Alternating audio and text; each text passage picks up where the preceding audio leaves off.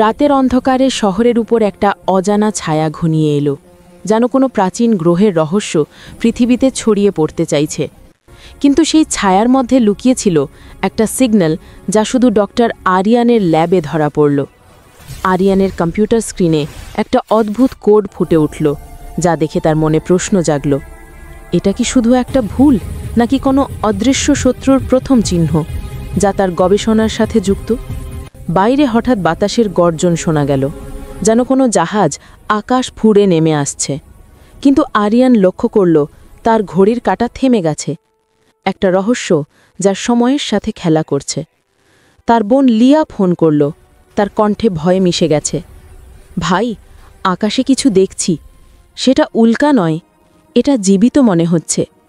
কিন্তু তার কথার মাঝে একটা অদ্ভুত শব্দ মিশে গেল, যেন কেউ শুনছে। আরিয়ান ল্যাব থেকে বেরিয়ে রাস্তায় এলো, যেখানে মানুষরা আতঙ্কিত হয়ে দৌড়াচ্ছে। কিন্তু তার চোখ পড়ল একটা ছোট্ট ধাতুর টুকরোয়, একটা এলিয়েন অ্যালয়, যা পৃথিবীর ধাতুর সাথে মিলে যাচ্ছে না। কিন্তু কেন? শহরের বিদ্যুৎ চলে গেল, অন্ধকারে ঢেকে গেল সব কিছু। কিন্তু আরিয়ানের মোবাইলে একটা মেসেজ এলো অজানা সেন্ডার থেকে, তোমার গবেষণা আমাদের, যা তার মনে রহস্য জাগালো। কে এই আমরা? লিয়া তার কাছে পৌঁছল, তার হাতে একটা অদ্ভুত ডিভাইস। এটা রাস্তায় পড়েছিল, কিন্তু সেটা গরম হয়ে উঠছে। কিন্তু আরিয়ান লক্ষ্য করল সেটার ওপর একটা সিম্বল, যা তার ল্যাবের একটা পুরনো ফাইলে দেখা। হঠাৎ একটা এলিয়েন ড্রোন উড়ে এলো, তার লেন্স তাদের দিকে তাকিয়ে, যেন স্ক্যান করছে। কিন্তু ড্রোনের পিছনে লুকিয়েছিল একটা ছায়া, একটা বড় এলিয়েন ফিগার, যার চোখে কোনো আলো নেই। আরিয়ান এবং লিয়া পালিয়ে একটা পরিত্যক্ত ভবনে ঢুকল, যেখানে দেওয়ালে অদ্ভুত চিহ্ন খোদাই করা। কিন্তু সেগুলো দেখে আরিয়ানের মনে ফ্ল্যাশব্যাক এলো, তার বাবার ডায়েরিতে একই চিহ্ন, যা একটা প্রাচীন এলিয়েন যোগাযোগের রহস্য। এলিয়েন লিডার, যাকে বলা হয় ভোরাক, তার জাহাজ থেকে নেমে এলো। তার শরীরে ধাতুর আবরণ, কিন্তু তার গতিবিধিতে একটা দুর্বলতা। সে পানির কাছে এড়িয়ে চলছে। কেন? আরিয়ান তার ল্যাবের গোপন ফাইল খুলল, যাতে লেখা একটা ফর্মুলা। এলিয়েনের শক্তির উৎস পৃথিবীর একটা উপাদান, কিন্তু সেটা কোনটা? রহস্যটা তার বাবার মৃত্যুর সাথে যুক্ত। লিয়া বলল, ভাই, ওরা তোমার গবেষণা চায়, কারণ সেটা তাদের ধ্বংস করতে পারে। কিন্তু আরিয়ান লক্ষ্য করল তার বোনের চোখে একটা অদ্ভুত চকচকানি।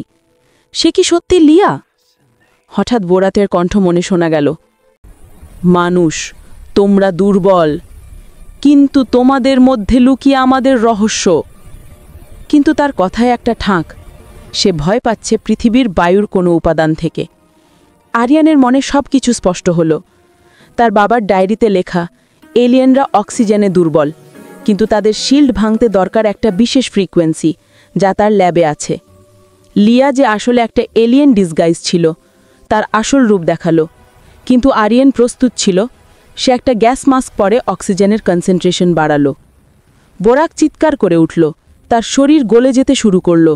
কিন্তু সে শেষ চেষ্টা করল, একটা এনার্জি বিম, যা আরিয়ানকে আঘাত করল, কিন্তু তার দৃঢ়তা তাকে বাঁচালো। ফ্রিকোয়েন্সি চালু হলো, এবং সব এলিয়েন জাহাজ ধসে পড়তে শুরু করল। রহস্য উন্মোচিত, তাদের শক্তির উৎস পৃথিবীর অক্সিজেন, যা তাদেরই ধ্বংস করে। শহরে আলো ফিরে এলো, মানুষরা উল্লাস করল। আরিয়ানের বুদ্ধি এবং তার বাবার লুকোনো রহস্য পৃথিবীকে বাঁচিয়েছে। কিন্তু শেষে আরিয়ানের মনে একটা নতুন প্রশ্ন, লিয়া কোথায়? সে কি সত্যি এলিয়েন ছিল, নাকি সেটা একটা বিভ্রম? রহস্যটা অমীমাংসিত রয়ে গেল। তবু মানুষের সাহস অজেয় প্রমাণিত হল, এবং এলিয়েনের আক্রমণের ছায়া চিরতরে মুছে গেল। অথবা হয়তো না, কারণ আকাশে একটা নতুন ছায়া দেখা যাচ্ছে।